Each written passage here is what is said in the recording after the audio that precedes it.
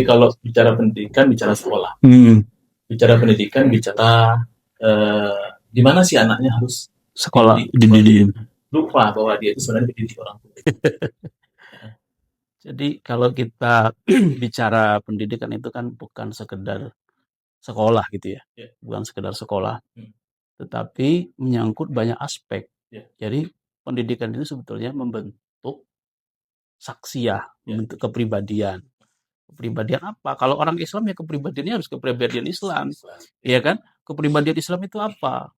Yakni cara berpikirnya didasari oleh Islam, lalu kemudian apa yang ada dalam pemikiran itu jadi pemahaman, lalu kemudian diamalkan. Jadi semua yang kita pelajari dalam urusan pendidikan itu diamalkan dalam kehidupan kita. Nah, semua yang kita pelajari itu tidak cukup kalau cuma belajar di sekolah. Iya. Dan itu ya, untuk membentuk kepribadian tadi tentu dimulai dengan pembentukan akidahnya, dasar dari pemikiran dan dasar dari perbuatannya. Dan itu ternyata dalam Islam sudah memulainya. Jadi sebelum akal itu terbentuk, fisik itu baru terjadi, Islam sudah mendidik akidahnya melalui panca indera yang pertama kali berfungsi, yaitu telinga, dengan memasukkan tauhid langsung kan, Allahu Akbar gitu. Anak baru lahir itu langsung pendengaran dulu. Dan Allah nyatakan begitu kan, wallahu akhrajakum min butuni ummahatikum la ta'lamuna syai'a wa ja'ala lakum sam'a dulu susunannya. Wah, lalu dia mendengar, lalu Allah siapkan apa yang harus diperdengarkan. Medianya apa? Berarti media suara. Apa yang harus diperdengarkan? Ternyata sudah ditetapkan dalam syariat Allah, harus itu azan dan iqamah. Berarti tauhid dulu harus masuk itu. Padahal akal belum terbentuk itu. Sudah masuk kan? Berarti akal itu terbentuk dengan adanya proses pendidikan dari awal sampai nanti kan balik berakal. Di umur kira-kira 13, 14, 15 itu baru proses akal. Itu bilang kalau di Al-Quran lebih ngeri lagi Pak. Apalah ta'kilun, apa tak berakal. Orang yang berakal itu kan orang yang mampu memahami faktanya. Dia indra ini dengan panca indranya.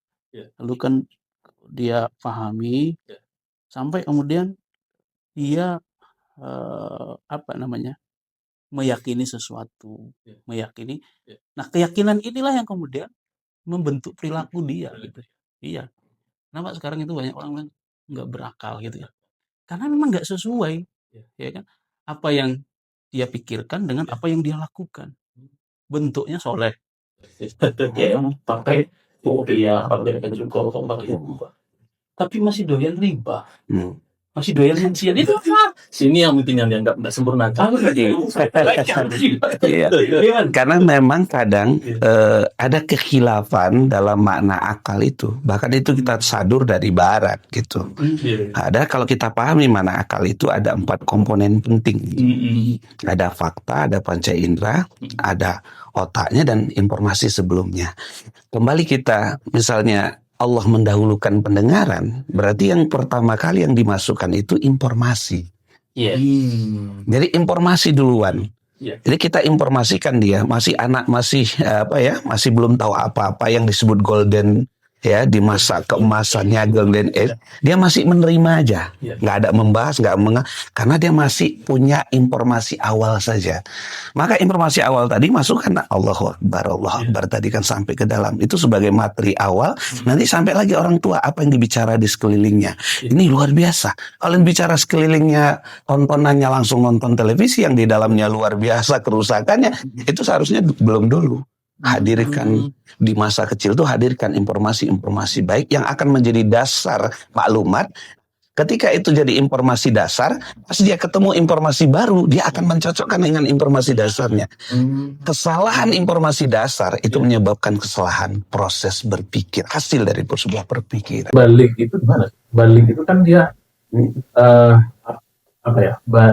anak sudah masuk pada usia balik, kan susah didefinisikan balik. Akalnya tak sempurna, atau akalnya belum sempurna, atau akalnya menjelang sempurna. Padahal usia 40 tahun itu juga adalah usia yang matang. Membedakan antara balik dengan sempurna akal itu bagaimana menerjemahkan itu? Kan orang yang balik itu kan ada tanda-tanda fisiknya. Secara fisik itu ada tanda-tandanya. Kalau laki-laki gitu kan ditandai dengan mimpi basah. Kalau anak perempuan ditandai dengan haid gitu kan. Itu kan tanda-tanda bahwa dia itu sudah balik. Tapi belum tentu orang yang balik itu akil. Belum tentu. Ya makanya Masalahnya kembali lagi dia di pendidikannya begitu. Jadi kalau balik, kemungkinan semua orang akan sampai balik. Bahkan maaf, orang gila pun akan bisa balik. Tidak akil gitu. Dan masalah saat ini, orang yang tidak gila dan sudah balik tapi tidak akil juga. Karena permasalahannya, ya kan kadang-kadang dia belum bisa mandiri terhadap apa keputusan. Ya kan begitu. Padahal umurnya sudah misalnya 13 tahun dia sudah balik. Dia sudah apa? Dalam konsep Islam, ketika mereka balik, maka semua syariat Allah yang wajib sudah wajib padanya. Maka semua syariat Allah yang haram sudah haram padanya. Pertanyaan penting, sudahkah dia tahu semua yang wajib? Sudahkah tahu dia semua yang haram? Sehingga akal dia bisa menetapkan ini wajib, ini haram. Dan dia bisa akalnya mengarahkan prisiknya untuk menjalankan yang wajib, meninggalkan yang haram. Akhirnya akal itu tidak sampai. Padahal baliknya sudah. Yang terjadi apa? Sampai tua pun masih riba juga. Sampai apapun masih maksiat juga.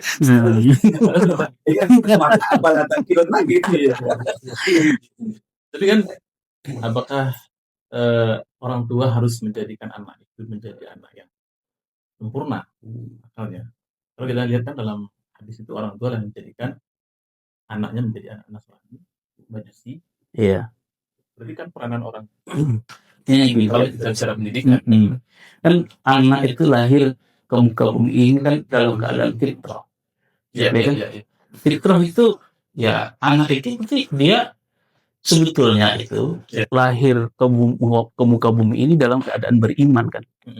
Makanya kan ketika sebelum lahir itu kan ada dialog itu kan.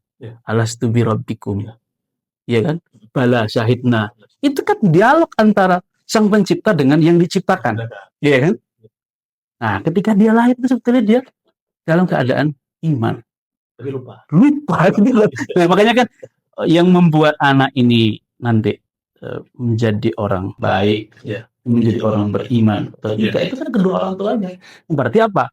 Proses pendidikan pertama itu dari mana? Di rumah.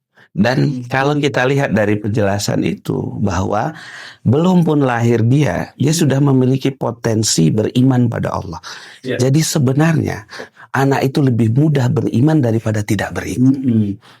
Karena sudah membawa itu. Lebih mudah taat daripada maksiat. Karena dia sudah membawa itu. Dan hadis itu tidak ada kalimat dia akan jadi Islam. Tidak ada. Yang ada fitrah berubah jadi Nasrani, jadi Majusi. Islamnya di mana? Ya fitrah itulah Islam sebenarnya. Jadi sebenarnya semua anak sangat mudah untuk dididik menjadi Muslim yang beriman kepada Allah. Tapi kalau orang tua dia fatherless. Itu kan kenal di usia-usia tertentu. Kalau fatherless itu kan gini. Jadi anak itu kan lahir, itu kan bukan karena peran ibu sendiri, tapi karena perbuatan dua orang lain. Iya kan begitu kan, nggak mungkin tiba-tiba istri misalnya gitu kan, kalau tidak ada peran bapaknya kan gitu kan. Secara keimanan amal soleh. Amal soleh. Amal soleh kedua orang tuanya. Itu kan hal wajib itu. Lahirlah anak tadi, ya kan? Ketika anak lahir, semua urusan anak diserahkan kepada kedua orang tua. Wah, ini diserahkan kepada ibu. Biasanya begitu kan gitu ya. Bapak cukup ngasih duit aja. Urusan anak ibu. Apalagi kalau kemudian orang tuanya dua-duanya kerja sibuk. Akhirnya anak tidak diurus sama ibu. Diurus sama siapa? Diurus sama pembantu.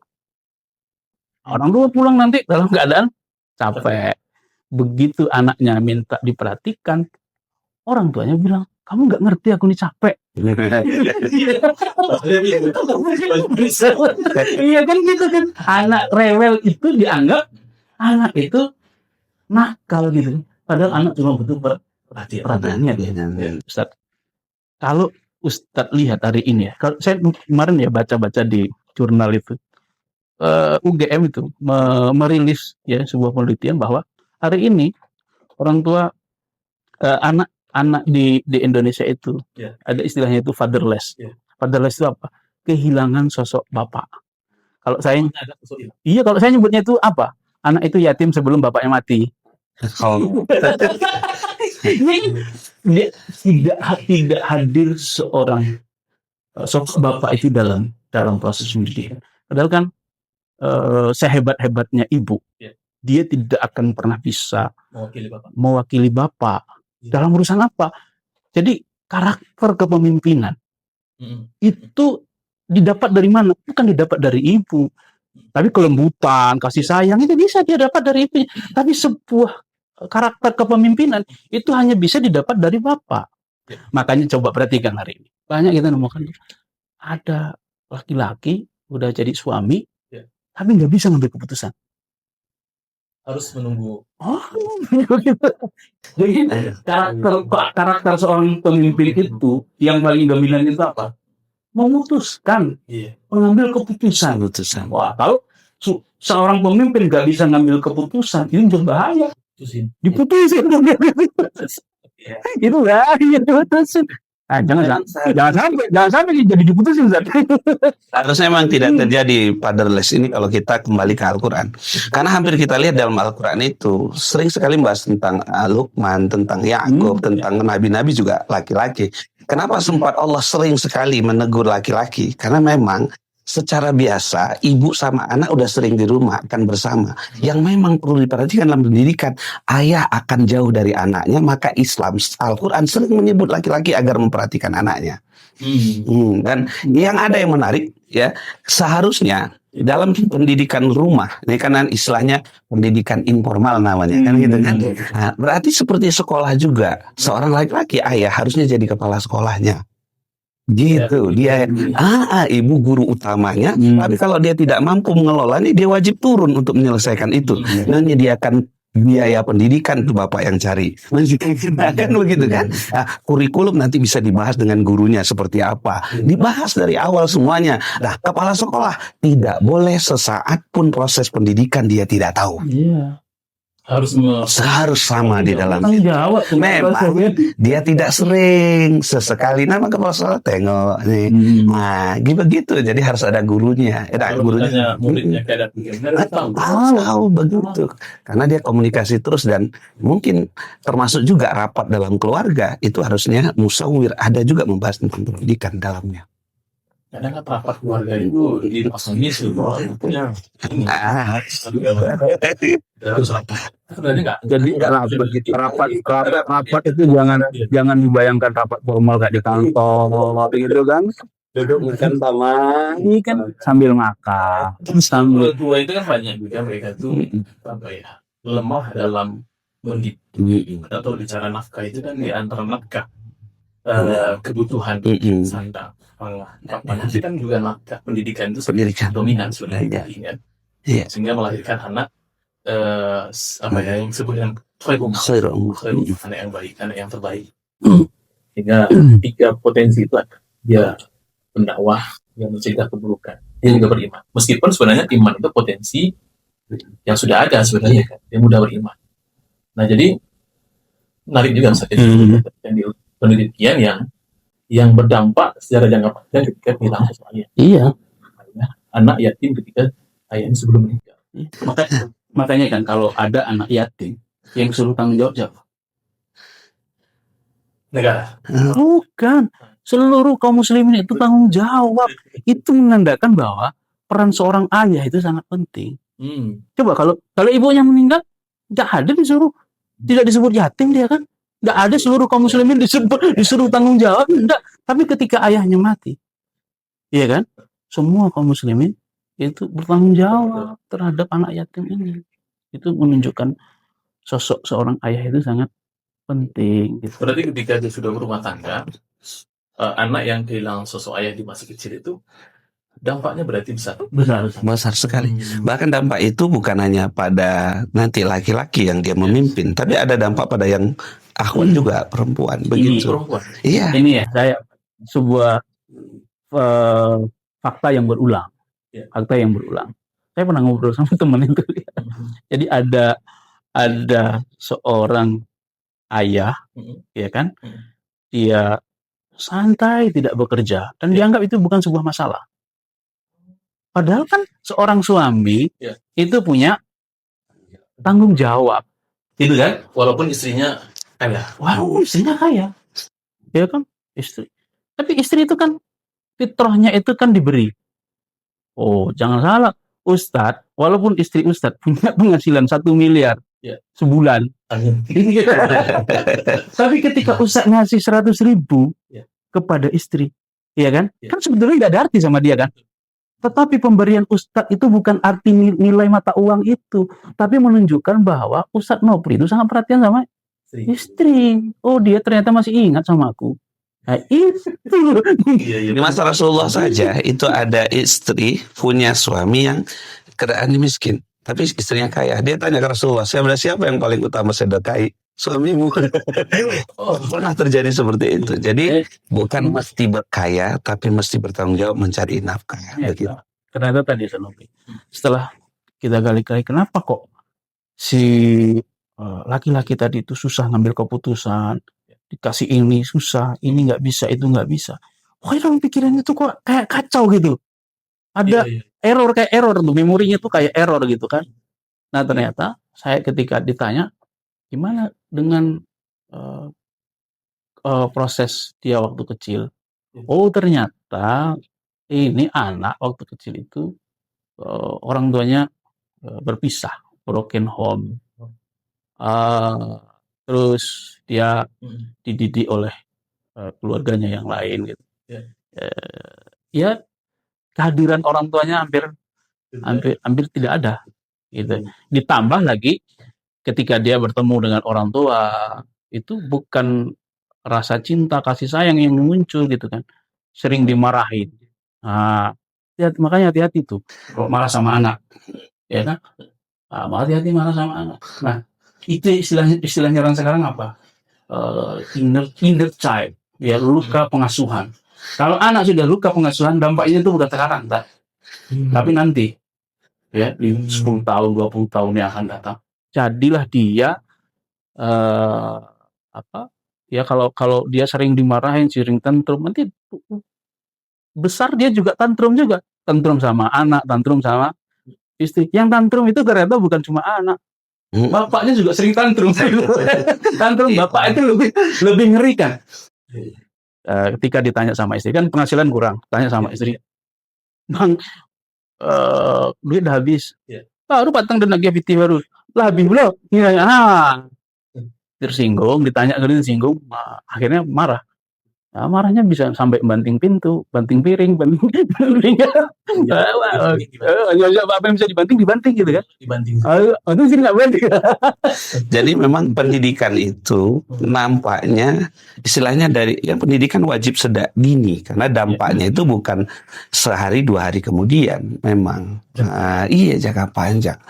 Bahkan memang kalau dalam Islam itu mempersiapkan anak itu ketika baliknya. Karena saat baliknya itu dia akan bertanggung jawab segalanya dalam syariat Allah.